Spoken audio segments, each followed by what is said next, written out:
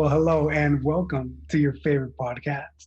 Sit, relax, and let's talk. This is yours truly, your host, Mark Rivera.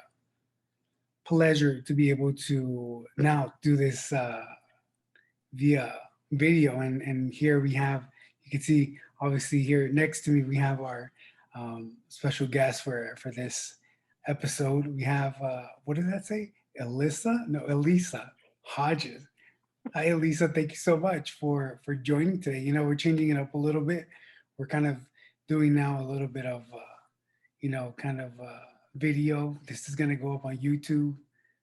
I hope it gets a lot of subscribers and a lot of likes. I don't know. We'll see. But how are you? How are you, Elisa? Elisa Hodges, how's your day?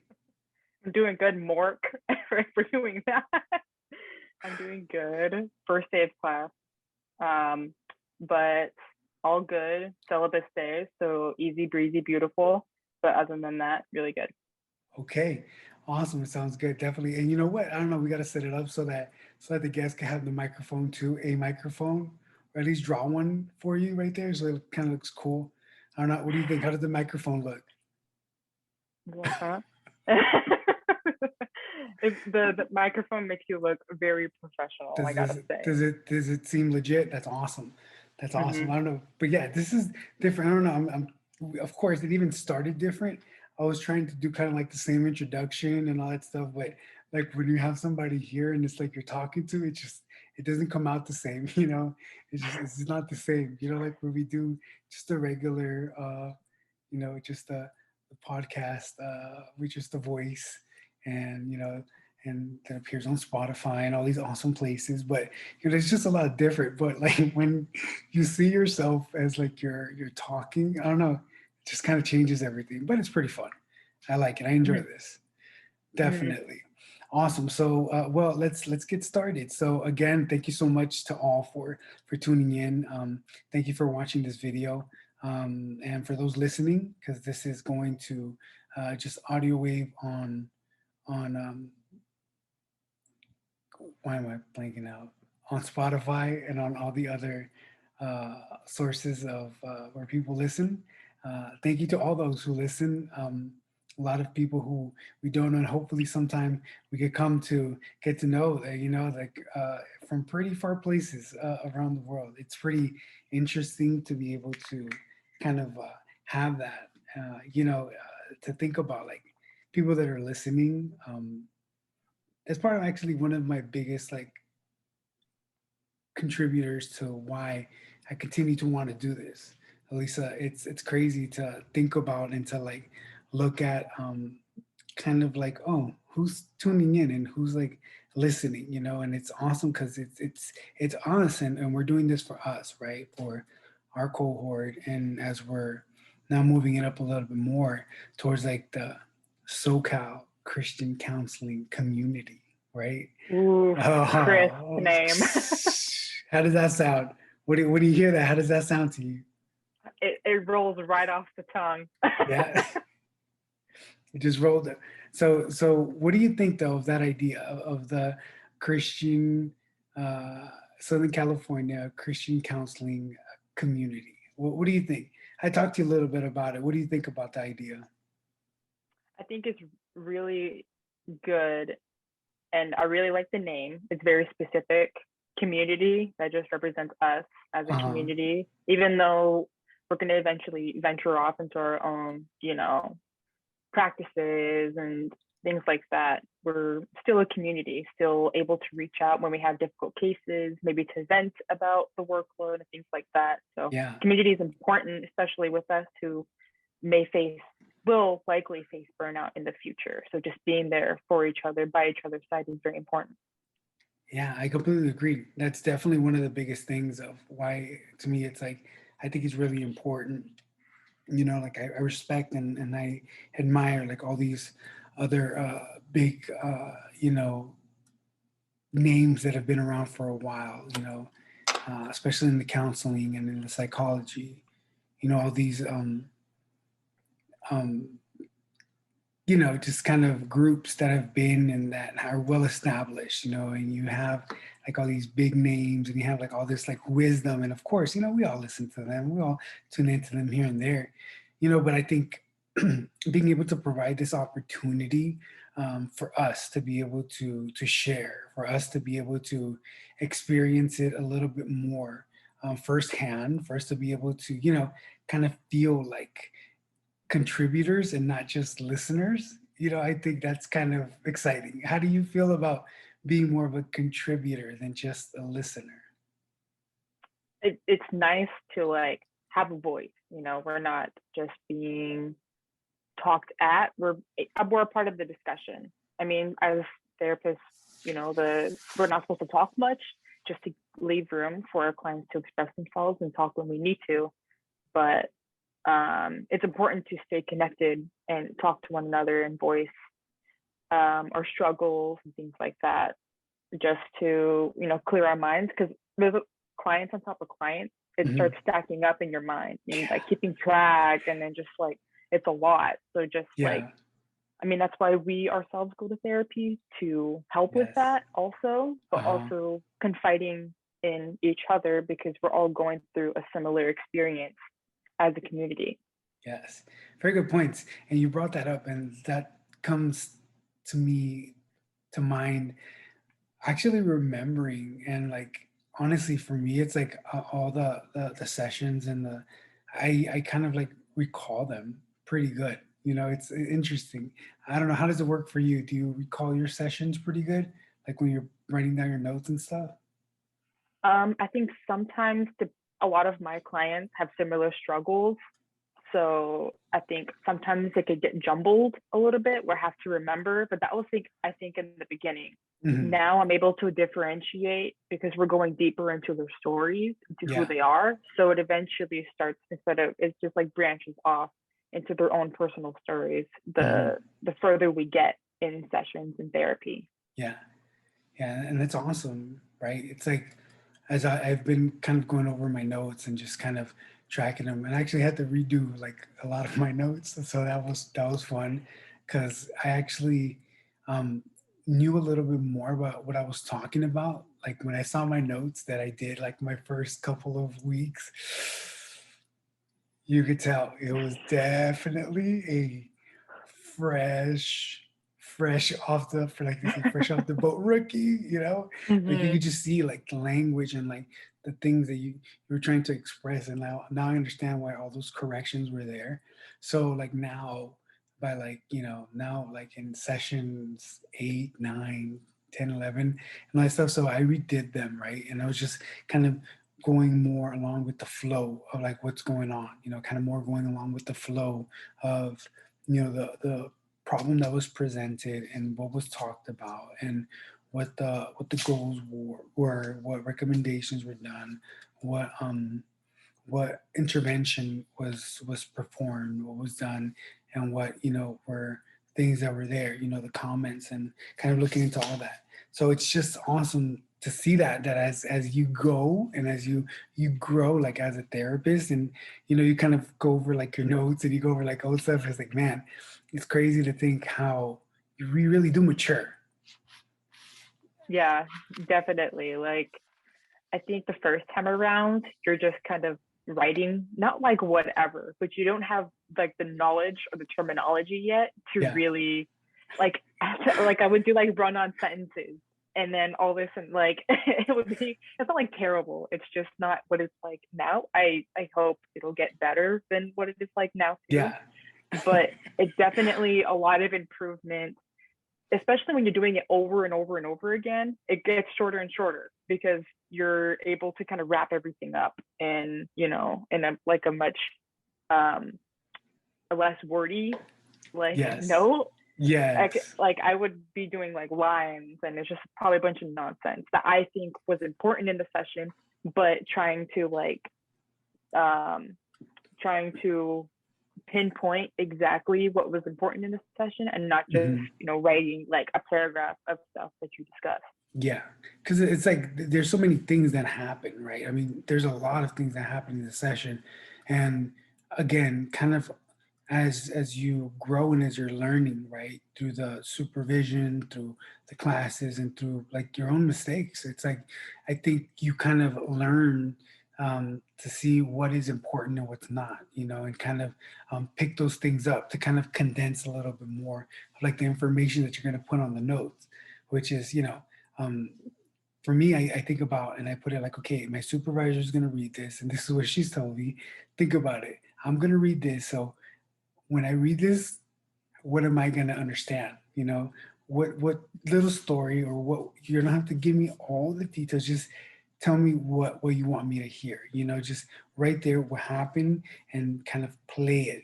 Just play it and then condense it.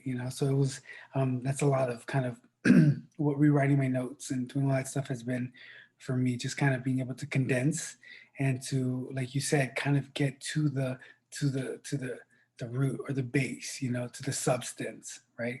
Because there's so much that you could write that you could, man, it's how much do you think Definitely. how much do you think you would be writing on your first ones? Give us how many paragraphs? Like we would have a set like amount of lines and had to write relatively small just to fit it. So I knew that it would fit.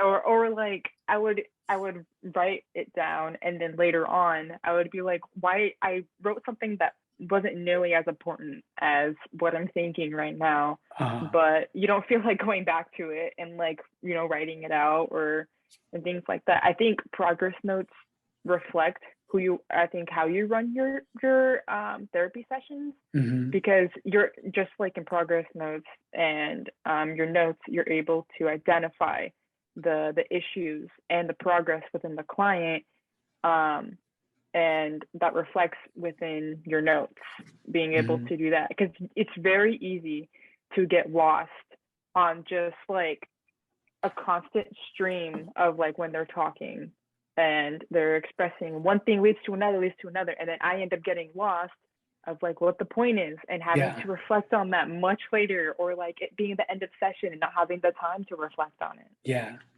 yeah. And then something that for me is also sometimes a problem that it was a lot more at the beginning. Now I'm kind of getting more control.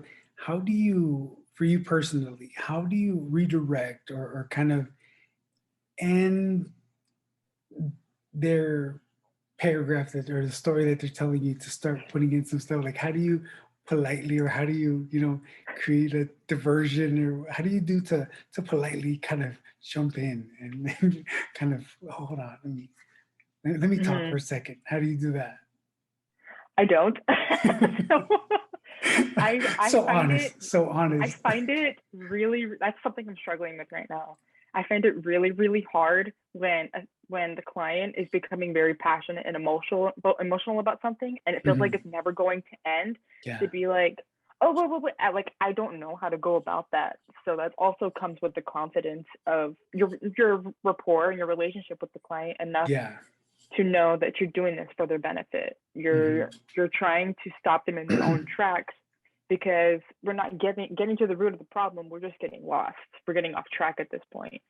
So I find it. I even sometimes go past the time, and it's not because I'm asking them questions. It's because they're continuously talking, and I find that very, very difficult to kind of get behind the wheel of the session, take control again, Uh-huh. because I get really anxious and nervous just like thinking about, because I'm like, oh, it's almost time to, for us to wrap up in my mind, but they Yeah, keep on going, and I don't want them to feel like me cutting them off or saying something means that they're either boring me, yeah. or they think this is like my overthinking as well playing a part in it.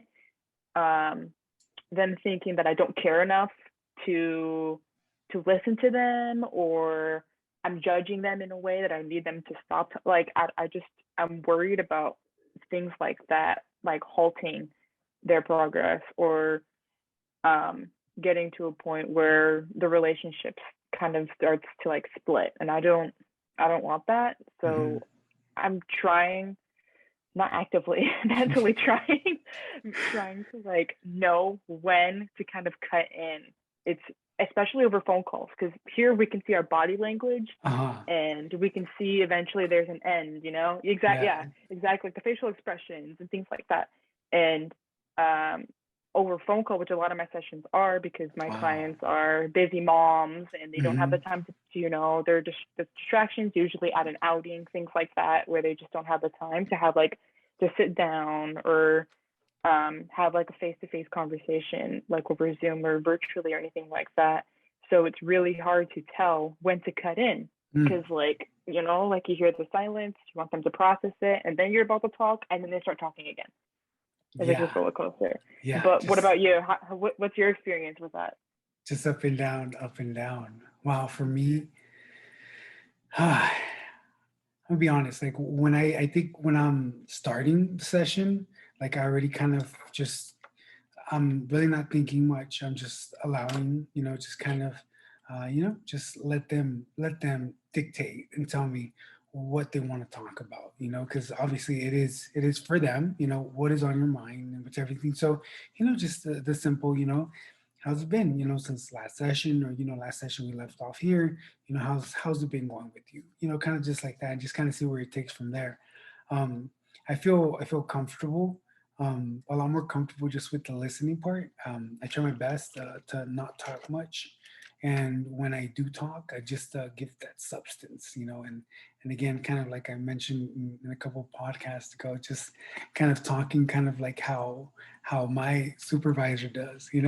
She has this very, when you're face to face with her and she talks to you, she just talks to you, like. Mm-hmm. Yes, with like purpose.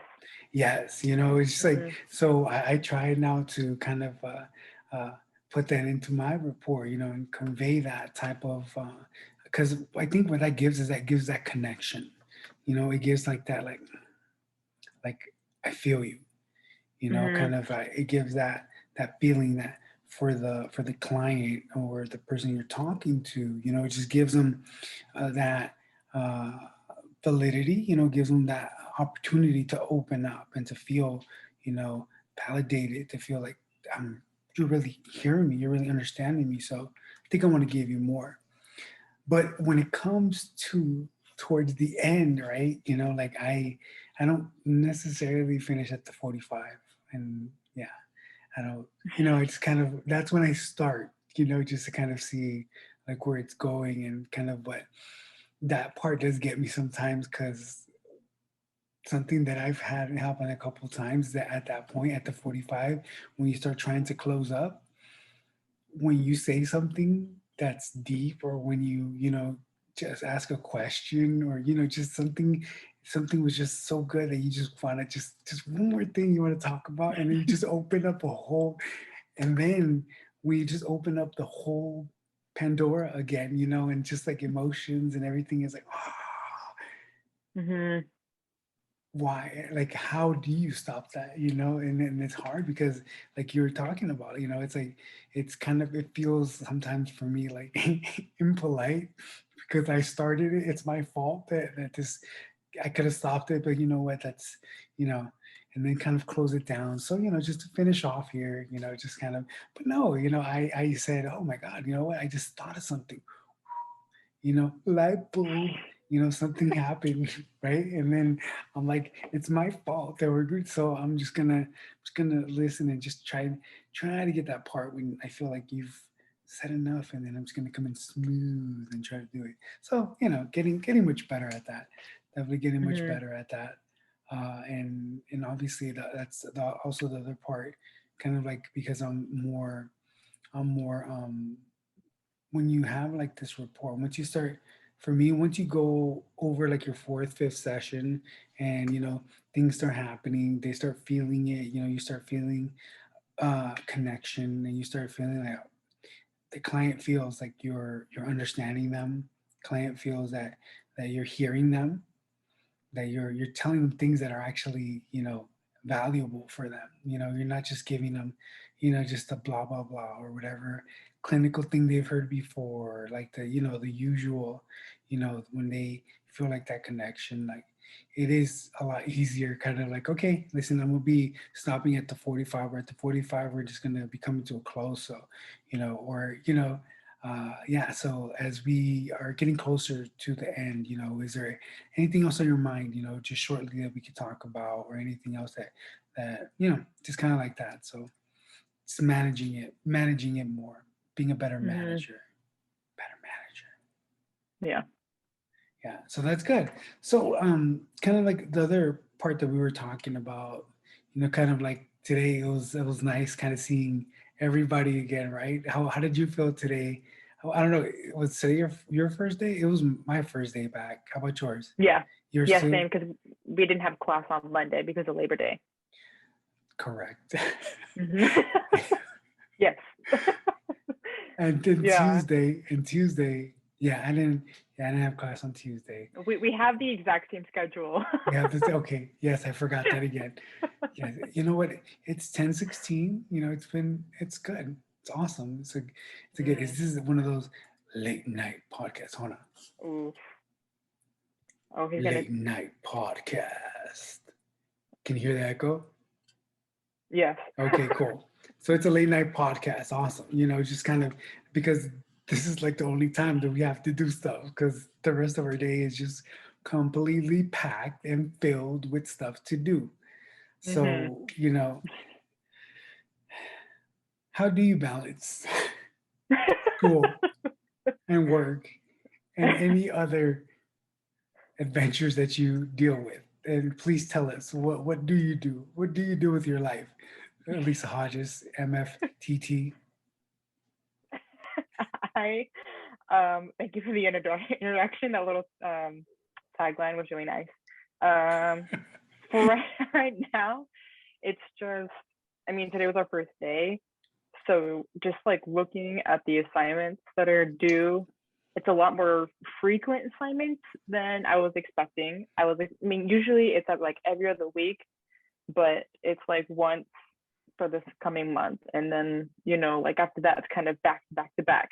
That's what I'm like really worried about, is like classwork stacking up. I'm already trying to keep my notes and everything like that. I do them the day of seeing the client, if not like right after I see the client, Mhm. just because I do not want to get behind. I do not want to be stressed out on a Saturday and have to not only do assignments, but also have to do progress notes of the clients and trying to think back on what It's happened. stacked up, huh? It's just the stacking mentally. I'm trying to like ensure that I don't get overwhelmed, because I know that will turn into a spiral, into a mental breakdown that I'm not ready for.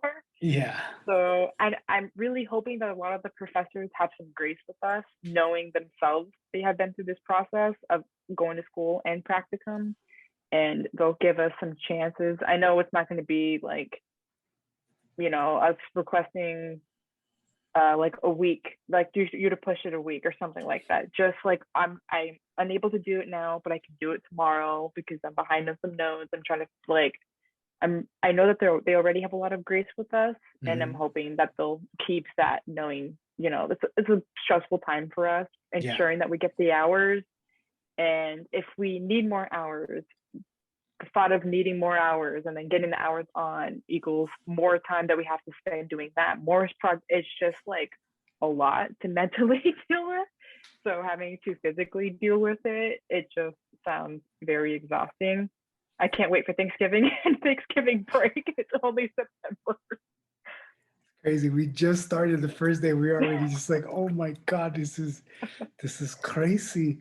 This is Mm-hmm. crazy. But for me, the part that gives me motivation, that makes me smile, and at least some type of joy, comfort in all this, is that, it's like that others have done it before, and that the others that have been able to get there and have gone through this, and they look at us and they say, I remember those days.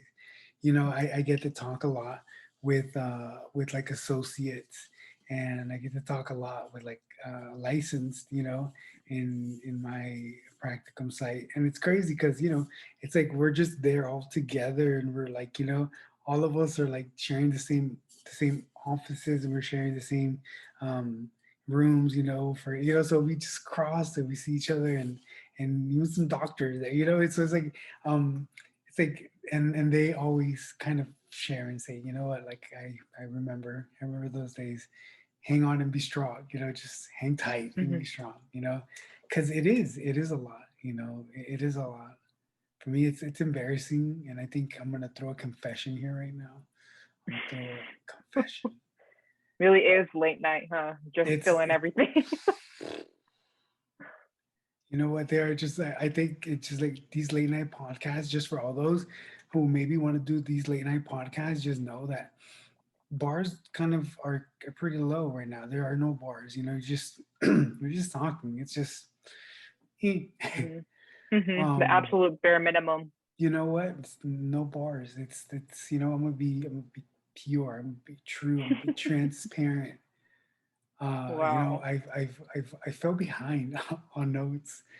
To think about even like on my first couple sets of notes, I got some corrections, and I don't know, it just, for some reason, like, it just kind of froze me. It kind of got me trying to figure out like what did I do wrong, and just trying to do it. And I don't know, I just kind of went into this. It's just weird even to think about it, but I just kind of went into like this. Okay, let me try to get a hang of it, and then I'll redo those notes, but let me do these notes. But then these notes that I'm working on, I probably want to get halfway, and then I'd be like, okay, I still don't know how to do them. Let me just keep asking, and let me just keep doing. And just get, and next thing you know, I'm like six, yeah, about like 5, 6 weeks now, and we're talking about like more than a couple clients, So it's like, ooh, Oh man, you gotta have the memory of like of a lifetime in order to even comprehend being able to do progress notes like multiple weeks after the session. the only good thing is that I know that I had was that at least I was writing down some stuff Gotcha. on the Hmm. pages. I'm writing down some stuff. Okay, talked about this. It's something. So to kind of remember and recall that. But like, like I said, when I went back to kind of do these notes again, now at this point when I felt more experienced, I felt better. I don't know. They came out pretty good because I felt like I was doing a lot more like solid note taking, and I was actually putting down, okay, I applied narrative therapy, and I was deconstructing, and reconstructing, the idea from, you know such and such, so it was more, I was like, oh, okay, I think I'm getting the hang of it and everything. So for me, it was actually pretty good spending those like 2, 3 days of just doing notes all day and everything, because it just kind of brought me back into like, okay, understanding more of what progress reports, what the importance of them, and why they're important, and what do they tell you, right? They just tell you the story, and kind of it goes with that. And with you, kind of like, what is, because you work as well, you do ABA therapy, right, as well. How do you manage and how do you balance school and work and your practicum site? Well, I ended up, I think it was the week before I started my practicum site. I didn't want to overwhelm myself with doing all three. And we were told that we would get 20 plus hours a week for our practicum site. And like out of the gate, that's what we were told. And so I was like, okay, I can't be doing ABA when I don't really get that many hours anyways. And they don't, it's like that's a whole other story. But I didn't see the worth in that. So I ended up putting my 2 weeks in like a few weeks before Mm. so that I can mentally prepare for it. And then we also were still wrapping up classes and getting ready for summer classes, of course. And so I ended up leaving that. Ended up, I only have, I don't think I've even hit double digits for my hours yet Mhm. for the week. So that really sucks. On top of that, I just started the process to get paid for just like I was offered a position before it was Mhm. volunteer. Now it's an actual position. Mhm. And I'm feeling it more now because the school year starting up, I work for a preschool program within the county. So it aligns, a lot of our clients align with school. So when our school starts, their school starts, and that's when clients start building up. That's when we get more referrals. So that has been, I'm getting the hang of managing it. It's definitely not there. And I'm going to have, while I'm trying to get the hang of it, trying to figure out, trying to set days, specific days during the week, what I'm doing. Otherwise, it's just going to be like all over the place. I can't do that. That's just, it's too much. And I mean, on top of that, we're setting aside time where we can be getting hours with our clients for classes, driving to class, driving from class. And it's a lot. It really is. It's a lot of fun. Yeah, I can't even imagine how it is for you, considering you live, I only live like 20 minutes away from campus. You live like an hour away. And that's sometimes not including traffic, and traffic makes that worse. And you coming back and helping your wife with the kids and spending time with them before they go to bed. You don't even get that much time with them because of the hour drive, because of going to class, you know? So how exactly are you able to manage those type of things? Oh, it's, you know, like as a, yeah, man, as a parent and as a husband, this is very difficult. You know, it's very difficult. It definitely is a challenge. I mean, we're all facing a challenge in different manners. You know, we all have different things in our personal lives and everything going on. But for me, like personally, you know, in being a husband and being a father to the two beautiful daughters, you know, 1 3 and 1 2, and it's just, it's amazing, but they require so much attention, you know, and it's like, you know, yes, we just moved, you know, to Covina, you know, for my wife to be a little closer to family, to have support, because, you know, I had to make a move because I know I was not going to be home that much anymore for a minute, you know. Got a lot of things going on, not just with school and it's everything, but you know, kind of like trying to start all these other little things going on the side, you know, all these other things. It's just, it's taking up a lot of my time, you know, and we talk, and you know, she's understanding, but um, the time that I am present and that I am here, I try to set aside and I make time for them, you know. So it's not just, you know, I mean, I still have to do my work, I still have to do my time, but I still set aside time specifically for them, and you know, let them know and let them feel that, you know, they're still part, you know, like all of my thoughts and everything, my attention is not just on my work, and it's not just in school, and it's not just on this podcast, and it's not just on Southern California, what is it again, Southern California Christian Counseling Community. It's not just on that, it's not on it's not on the YouTube, it's not on all these other things that I'm doing, which is, you know, it's not on that, you know, it's on them. And you know, make them feel special, and especially like on the weekends, just try to unplug, just try to stay sane, and you know, like monsters, you know, it's, I've been wanting to try to go to the gym, you know, but not having any time, and then when I do have the time, there's just so much other stuff to do that I just, I feel guilty, or not just guilty, it's just I just can't put time for myself like that, because I just got so many things going on that I have to take care of. And you know, it's kind of, you know, I mean, in my opinion, to me, that would be a little selfish to do that, you know, just to kind of, when there's just so much, and you know, my wife needs help, and what do? I go to the gym or I help my wife? So, you know, take care of my girls or go to the gym. So, you know, you have to make those choices to have a healthy or good relationship. Yeah. Yeah, pretty much. That's it. Yeah. So, I mean, here we go, you know, kind of like as we're going, how do you feel about doing this? How do you feel about having this like video? We're doing it over Zoom, and kind of doing this kind of now session, kind of doing it like this, just like kind of looking at each other and talking to each other. How does it feel? I think it feels a lot better than when I was on the podcast previously. It feels, I'm also not up at 8 a.m. So I feel a lot more this. I'm like a night owl. This is like Yeah. my Oh, you got all this the is like energy my right now. oh yeah, this is like my prime time.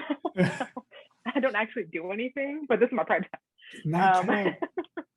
Yeah. So I can't remember what was the question. I can't remember. I got lost. How does it feel? And thank you so much for volunteering, for coming on and to Oh. being like the first special, we're gonna do this. Like this is gonna go on YouTube, you know what I'm saying? YouTube, we're Mhm. trying to make this grow. We're trying to build this community, trying to have this stuff Mhm. going. How does it feel now just kind of transitioning and doing it now video and kind of like I've shared with you like the idea of what this is for. How do you feel Mhm. about it? I think it's really good. It helps, I think, the viewers, and now going to be viewers, listeners to viewers. Um, I think it's going to be like a little bit more natural to see two people or however many people you're going to have on connect. It's going to be a really great way to connect to the person and see their environment and see what they look like, putting a face to the voice that you've been listening to. Mm-hmm. It helps you identify the person, relate to the person when you're watching episode after episode after these come out. Oh, that's Mark. Oh, that's this person. Oh, I remember you, because sometimes names don't stick, but for me, faces stick. Yeah. I'm pretty bad with names, but Uh-huh. like I can spot, people. I can identify people. So I think that'll help as well.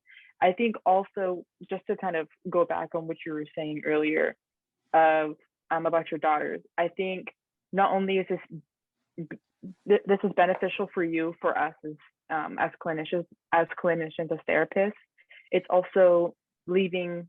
It's also beneficial for them because they're going to grow up in a world where dad built a community where um, therapy is something that is discussed and talked about. That even though dad goes to work, he takes care of us, he goes to school, he does all of that, it's because he's passionate about it. And they grow up seeing that passion and that they too can do it, that they, no matter what career they choose, what profession, that they can do it, that nothing's going to stop them. And they will always have a family to support that. Appreciate that. Thank you. Gonna make me cry here now. Now, seriously, they're gonna get teary over here. Oh. No, I I appreciate mean, that though. yeah, it's like totally like that's the thing that I was thinking about when you were saying that you felt selfish about taking time for yourself, and that goes that goes into depth just how much you care about your career path, about about the community that you are, because you are building it. Like, let's be real, it's not like two or three people. You are like at the epicenter of building a community of people that would lose contact after graduation, that wouldn't really think about the people that they went to class with, the people that they sat next to, because they're so focused or they lost contact with that person. We're trying to build people to lean on and to also um, provide, a safe space for and a vision for the little ones, all the guests, all the listeners that you have, who have kids, who have, that I think that really sets up a great future for them, knowing that they can do it, that this is what dad does, this is what mom does. I think that's really great. Oh, that's amazing. Thank you for that. Uh, the interpretation, kind of seeing it like that, and it is. It's very important. Like I said, for me, this is very important, not just for us right now in the moment, kind of in this right now as we're going through to school and we're finishing up and we're embarking on our journey as clinical counselors and each of us are going to go our separate ways, but also this is like you said for us to kind of band together, to stick together as a community, supporting each other, being there, having events, recognizing each other, celebrating each other, going through all that stuff. But as I remember when I came into this program, I there was a little bit of what I think could have been better. And I think this is something that we're going to be giving for the new oncoming people that have just come onto the program, just signed in or thinking about coming into, they want to do counseling and they like psychology and all that stuff. But to those new people coming in to the counseling psychology program or to everything, they're going to have already something for them to like listen to and already have that experience of what we've gone through, what we're going through. You know, that for me is kind of like the biggest thing of like just keep letting that just keep going and keep going, everybody, and then just kind of just building from there. You know, whatever God's will is, you know, just kind of take it from there. You know, Mhm. so that's kind of Exactly. yeah. Yeah, so it's kind of, you know, it's just kind of with time and everything, but I really do appreciate, Elisa, your time, and you kind of like, you know, you're contributing to this kind of like from the beginning. You know, now this is like I think episode 14 or 13, I think, you know, so it's been a minute. You know, it's not easy. To all those who have been on here and have participated, thank you so much to all of you. um, I'm going to be getting your pictures. I'm going to be getting your information, and I'm going to be putting your, you know, giving you your credit on the Instagram for the sit and relax and let's talk. And you know, so like there's so many things. You know, it's like why stop? I mean, this is amazing, and I just want everybody to feel appreciated. Lisa, thank you so much. I want you to feel appreciated. Thank you for this, you know, for this time and this opportunity to kind of start this now of being able to do the video, and you know, for others that are going to be listening on just kind of the just the just the sounds and the voices and everything, you know. But for everybody, just thank you so much, and we're just continuing to move forward. You know, all this is put in God's hands, and it's God's will. You know, I said, God, if this is your will, then let it be done. I mean, you know, there's only one way to find out, and let's do it. So thank you all so much. And thank you, Lisa, for your support and for participating on here. And everybody has been part of it. You know, thank you so much. Appreciate it. And we're just going to continue going. So before we close the podcast, any last words, Lisa, to the audience, to all those listening, to all those special people listening? Last Wow. words. The pressure. Um, Stick to it because, like everybody says, it's hard to see the end of it when you're going through it.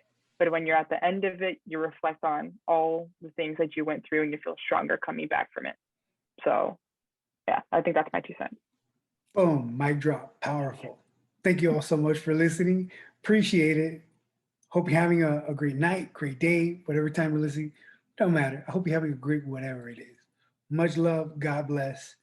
Peace to everybody.